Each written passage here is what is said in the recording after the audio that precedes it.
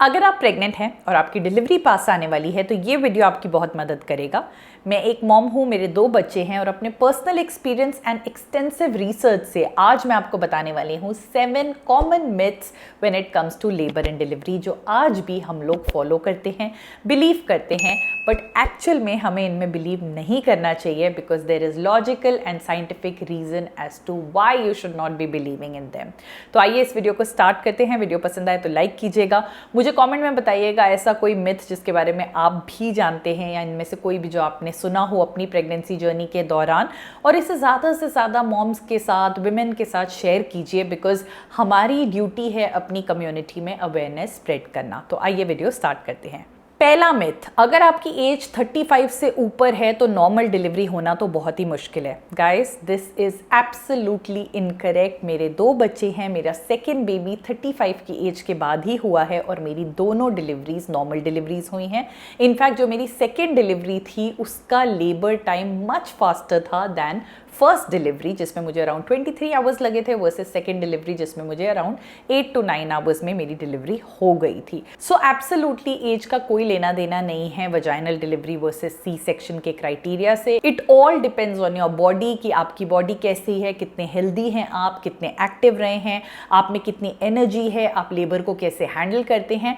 And then इस सब चीज़ों को सरपास कर देता है उस मोमेंट पे बच्चे की पोजिशन या बच्चे की कंडीशन। कई बार सब कुछ ठीक जा रहा होता है, एकदम परफेक्ट सिचुएशन बन रही होती है for a natural delivery, however कोई कॉम्प्लिकेशन आने की वजह से उसको सी सेक्शन में चेंज करवाना पड़ता है जो आपके हाथ में नहीं है। बट एज की वजह से डिलीवरी का कैसा होगा उसका कोई कोरिलेशन नहीं है। It totally depends on how healthy you and your pregnancy is, how healthy your baby is and baby की पोजिशन क्या है when the delivery is happening. दूसरा मिथ, 9th मंथ में अगर रोज हम घी खाएं, लेबर के लिए जाने से पहले 1 चम्मच घी दूध में डाल के पी जाएं तो डिलीवरी बहुत स्मूथ और आसान हो जाती है। बिल्कुल गलत है ये। घी का कोई लेना देना नहीं है आपकी डिलीवरी के स्मूथ होने से। आपकी डिलीवरी कैसी जाती है वो डिपेंड करता है आपके खुद के विल पावर पे, आपकी ब्रीदिंग पे, आपकी पेल्विक एक्सरसाइजेस आपको कितना करने की आदत है, बच्चे की पोजीशन कैसी है, आप कितने स्ट्रांग हो, कैसे उस लेबर को मेंटली हैंडल करते हो, आपकी बॉडी कैसे हैंडल करती है, उस पे। घी का डिलीवरी के स्मूथनेस से कोई रिलेशन नहीं है। काफ़ी लोग अपनी प्रेगनेंसी जर्नी में घी खाते ही आते हैं बिकॉज घी जनरली विमेन के लिए काफ़ी अच्छा होता है। घी में एक नेचुरल लुब्रिकेंट का काम करता है, स्पेशली विमेन के लिए घी बहुत सारे फ़ायदे देता है। तो क्या होता है कि जब उनकी जो डिलीवरी है वो ईजिली हो जाती है तो उन्हें लगता है देखो मैंने घी खाया था इस वजह से हुआ। तो आप घी अपनी नॉर्मल डाइट में इंक्लूड करो बट उसका एक्सेस मत करो बिकॉज घी से फैट चढ़ता है और लास्ट मंथ में ऑलरेडी आपका बॉडी वेट, बेबी का बॉडी वेट प्लस आप घी खाए जा रहे हो तो ये जो सारा फैट आप लोगे ये आपके लिए भी इतना अच्छा नहीं है और बाद में भी आपको बहुत प्रॉब्लम करेगा। मिथ नंबर 3, अगर आपका बेबी हेल्दी है, डॉक्टर कह रहा है कि उसका जो वेट है वो हायर साइड पे चल रहा है या बेबी काफ़ी टॉल है, बड़ा है, तो 100% आपको सी सेक्शन कराना पड़ेगा। अगेन ये एक मिथ है। बड़े बेबी का सी सेक्शन या नॉर्मल डिलीवरी से कोई लेना देना नहीं है। डिलीवरी कैसी होगी अगेन ये उन्हीं फैक्टर्स पे डिपेंड करेगा जो मैंने आपको बताया है। लास्ट मोमेंट में सिचुएशन वो जो हॉस्पिटल रूम में बनती है, बेबी की हार्ट बीट, बेबी ने पॉटी कर दी, बेबी की पोजीशन, बेबी नीचे आ रहा है या नहीं, मदर कितनी कॉन्शियस है, मदर में एनर्जी है नॉर्मल डिलीवरी करने की या नहीं, बहुत सारे फैक्टर्स को देख के ये कॉल लिया जाता है कि हमें क्या करना है। कुछ केसेस में डेफिनेटली एक्सेप्शन होता है कि बेबी की एक पर्टिकुलर पोजीशन है, बेबी पोजीशन चेंज ही नहीं कर रहा है, तो उस स्टेज में आपकी नॉर्मल डिलीवरी हो ही नहीं सकती, आपको सी सेक्स से ही बेबी को निकालना पड़ेगा। बट दीज आर थिंग्स जो आपके डॉक्टर्स आपको पहले ही बता देते हैं। Myth number 4, labour pain is unbearable तो सी सेक्शन कराना ज़्यादा बेटर है। Guys, it is all in the mind. मेरे 2 बच्चे हैं, दोनों बच्चे नॉर्मल डिलीवरी से हुए हैं। जब मेरा फर्स्ट बेबी हो रहा था तो मैं भी बहुत लेबर के बारे में पढ़ती थी, नेचुरल डिलीवरी के बारे में पढ़ती थी और मैं जितने वीडियोस देखती थी उससे मुझे और ज़्यादा घबराहट होती थी और मुझे लगता था मैं तो ये बिल्कुल नहीं कर पाऊंगी। और मैं अपने डॉक्टर के पास जाती थी, अपने हस्बैंड को कहती थी और सब मुझे ये समझाते थे कि क्यों नहीं कर पाओगे। देखो लास्ट में अगर आप गिव अप करोगे तो ऑप्शन सी सेक्शन ऑलवेज है, बट अगर आप पहले ही गिव अप कर रहे हो तो आप तो एक जो नेचुरल प्रोसेस है बर्थिंग का उसको ट्राई ही नहीं कर रहे हो ना, जो इतने सालों से, सदियों से एक नेचुरल प्रोसेस चला आ रहा है। विलेजेस हैं जहाँ पे तो ये फैसिलिटीज़ वगैरह भी नहीं होती, वहाँ पे बच्चे डिलीवर होते हैं नेचुरल प्रोसेस प्रोसेस से होते हैं, तो आप अपनी विल पावर को डाउन क्यों कर रहे हो? डेफिनेटली फर्स्ट डिलीवरी जब मेरी हुई थी 23 आवर्स चला था मेरा total labour, and it was मतलब आई रियली फेल्ट कि मतलब this is the toughest thing I have done in life. But उसके बाद the moment I got my baby और जो नेक्स्ट 2 दिन में फटाफट मेरी रिकवरी हुई वर्सेस जो सी सेक्शन में रिकवरी होती है, that completely erased all the pain that I had gone through. And जब मेरा सेकेंड बेबी हुआ तब आई वॉज मेंटली रेडी कि नहीं, मुझे नॉर्मल डिलीवरी से ही जाना है, मैं एटलीस्ट अटेम्प्ट करूँगी। तो डेफिनेटली पेन है, बट उस पेन के लिए तरीका होता है। प्रीनेटल योगा बहुत हेल्प करता है, वो आपको माइंडफुलनेस सिखाता है, डीप ब्रीदिंग सिखाता है, काम रहना सिखाता है।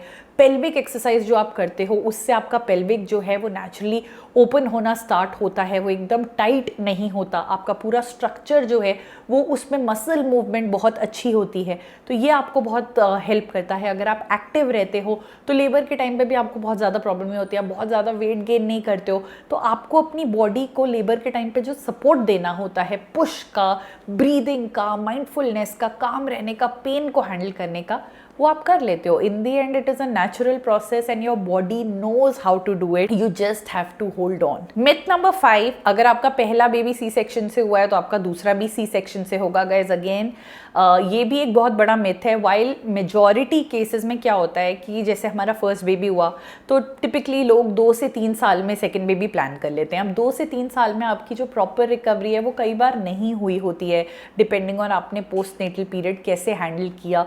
तो जब आपकी प्रॉपर वो कंडीशन नहीं होती, रिकवरी नहीं होती तो और आपने कंसीव कर लिया तो देन आपको सी सेक्शन में जाना ही ज़्यादा प्रेफर किया जाता है then a normal delivery, because उसमें आप उतना इंटेंस प्रोसेस नहीं हैंडल कर पाते हो। बट ऐसा नहीं है कि बिल्कुल नहीं होता। आजकल डॉक्टर्स काफ़ी इवैल्यूएट करते हैं और इनफैक्ट आपको सजेस्ट करते हैं ड्यूरिंग द जर्नी कि आप क्या क्या चीज़ें करो जिससे आप नॉर्मल डिलीवरी के लिए प्रिपेयर हो सको। एंड ज़रूरी नहीं है कि आपका फर्स्ट सी सेक्शन है तो डेफिनेटली सेकेंड भी सी सेक्शन ही होगा। अगला मिथ, जब हमारा लेबर स्टार्ट हो गया है तो उस टाइम पे अगर हम चलेंगे या वॉक करेंगे या मूव करेंगे तो हमारे बेबी को हार्म हो सकता है। बिल्कुल गलत। इनफैक्ट अब आप ये देखोगे कि हॉस्पिटल्स में स्पेशल डॉक्टर्स होते हैं जो राउंड्स पे आते हैं, आके आपको स्क्वाट्स करवाते हैं, बॉल देते हैं, वॉक करवाते हैं, पर्टिकुलर पोजीशंस में आपको खड़ा करते हैं, बिठाते हैं, ये सब करवा रहे होते हैं जब आपके कॉन्ट्रैक्शंस चल रहे होते हैं, आप अपने लेबर के प्रोसेस में होते हो, सिर्फ इसलिए ताकि आपकी बॉडी इस तरीके के मूवमेंट करे कि बेबी धीरे धीरे धीरे धीरे नीचे आना शुरू करे। इनिशियली बेबी ऊपर होता है, जब वो नीचे आना शुरू होगा जितना प्रेशर वो आपके पेल्विक पे डालेगा उतना ही आपका पेल्विक ओपन होना स्टार्ट होगा और जो प्रोसेस है वो बिगिन करेगा।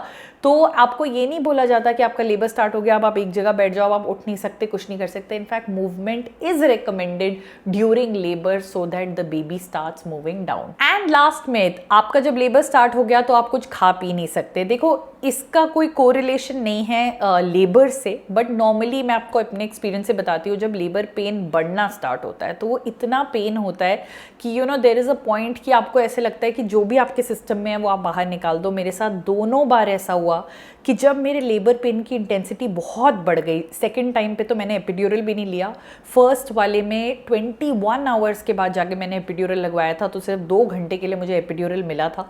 तो वो जो ये सारा पार्ट था जो नॉन एपिड्यूरल वाला था उसमें मेरा पेन इतना ज़्यादा था कि जो भी मेरी बॉडी में फ्लूइड था, खाना था, वो सारा बाहर निकल गया, क्योंकि मेरी बॉडी वो पेन हैंडल ही नहीं कर पा रही थी।